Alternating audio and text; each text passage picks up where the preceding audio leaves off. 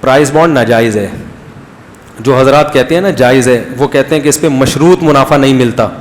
10 روپے کا prize bond ہے تو ہو سکتا ہے منافع ملے, ہو سکتا ہے نہ بھی ملے. یہ غلط ہے. مشروط منافع ملتا ہے, لیکن آپ کو ملے گا کہ نہیں ملے گا یہ یقینی نہیں ہے, بلکہ قرآن اندازی سے پتہ چلے گا. مشروط نہ ہوتا تو آپ عدالت میں چیلنج نہیں کر سکتے.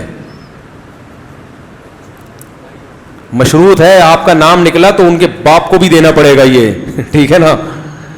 جبکہ سود جو چیز نہیں ہوتی وہ یہ ہے کہ آپ نے کسی کو پیسے دیے تو وہ آپ اپنی مرضی وہ پیسے دے یا نہ دے. کیا خیال ہے؟ پہلے سے کوئی طے نہیں ہوتا, نہ دے تو کوئی غصہ نہیں ہے, دے دے تو غریبی ہے. تو یہاں اگر آپ کا نام آیا تو اس کو دینا پڑے گا, تو یہ مشروط ہے.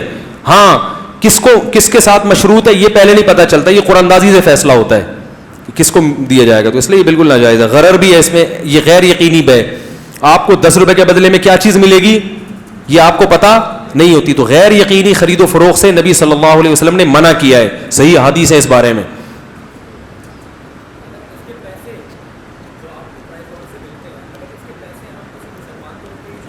نہیں, پرائز بانڈ جو اس کی فیس ویلیو ہے نا اس پہ بیچ سکتے ہیں آپ. 10 روپے کا آپ نے بانڈ خریدا تو 10 روپے میں حکومت کو واپس کر کے 10 روپے لے لیں, وہ پیسے آپ کے لیے جائز ہیں. سمجھ رہے؟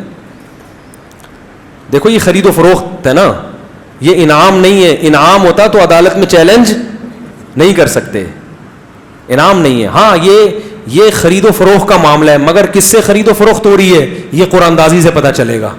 جس کا قرآن اندازی میں نام نہیں آیا اس سے بیع و شراء کا معاملہ ہوا ہی نہیں ہے, خرید و فروخت کا ایگریمنٹ ہے ہی نہیں. جس کا نام آیا اس سے ایگریمنٹ ہے. جب ایگریمنٹ ہے تو یہ غرر ہے, اس لیے کہ آپ 10 روپے دے کے آپ کو کیا چیز ملے گی یہ آپ کو معلوم نہیں ہے. ایک تو ہوتا ہے نا انعامی اسکیم, 10 روپے کی آپ نے چپس خریدے, اس میں سے انعام نکل آیا, وہ جائز ہے کیونکہ وہ اس کو کلیم کیے بغیر آپ کو ایک چیز ملی ہے. صحیح ہے نا. لیکن یہاں پر آپ کلیم کر کے بھی لے سکتے ہو, تو پتہ یہ چلا کہ یہ انعام نہیں ہے, یہ بیع و شراء ہے.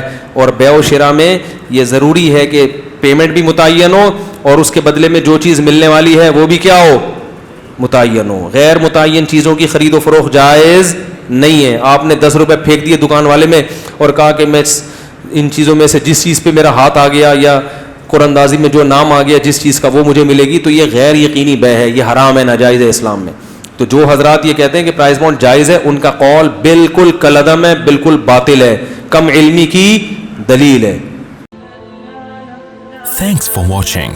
Don't forget to like, comment, share and subscribe to Mufti Tariq Masood, famous scholar.